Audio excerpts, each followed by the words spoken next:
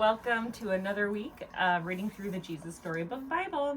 We hope you have your copy at home so you can look at the pictures as we read along. It looks like this week we have,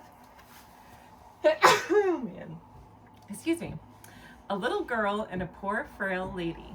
The story of Jairus' daughter from Luke 8.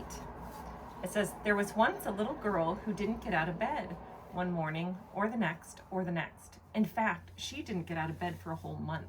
She was very sick and no one knew how to make her better. Jairus was her daddy and he loved her. One day he was sitting by her bed, holding her hand, wishing there was something he could do. I know, he said.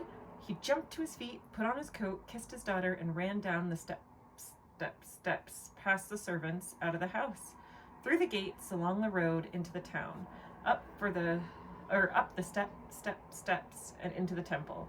He fought his way through all the people until at last he found who he was looking for. Jesus! Let's see. It's Jesus. I know it's Jesus. Jesus, he said, falling at Jesus' feet. My daughter, he pleaded, please.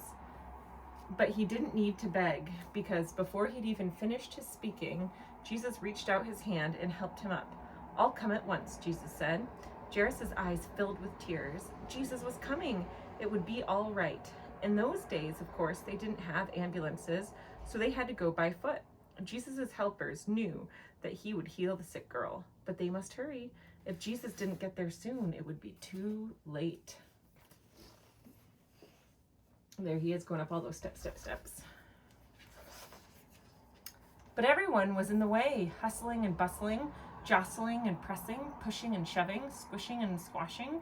The disciples ran ahead, forcing back the crowd. Suddenly, Jesus stopped. His friends looked back. What was he doing? Who touched me? Jesus asked, because he felt power go out of him. Me, said a frail lady, looking down at the ground because she was ashamed. The poor lady had been sick for 12 years, and she had to get well. She knew if she only touched Jesus' coat, she would be healed. So she touched his coat, and instantly she was well. We don't have time, Jesus' friend said. But Jesus always had time. He reached out his hands and gently lifted her head. He looked into her eyes and smiled. You believed, he said, wiping a tear from her eye, and now you are well. Just then, Jairus' servant rushed up to Jairus. It's too late, he said breathlessly. Your daughter is dead. Jesus turned to Jairus. It's not too late, Jesus said. Trust me.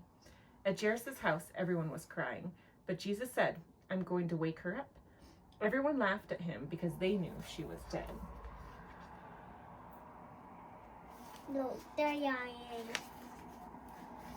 Jesus walked into the little girl's bedroom, and there, lying in the corner in the shadows, was the still little figure.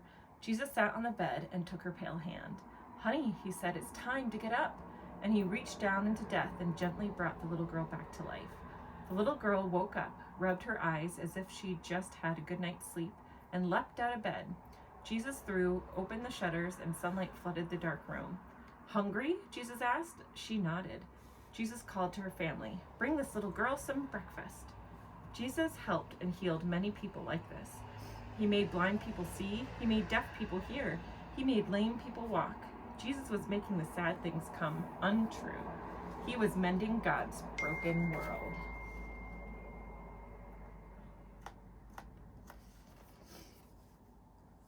I think is at the end. Yep, that's the end of that chapter. Is that the next? Yeah, what is that one? How to pray. Yeah, so that'll be a story for another time. Thank you so much for joining us. We've had fun reading to you, and we hope that you're able to enjoy this beautiful weekend. Bye.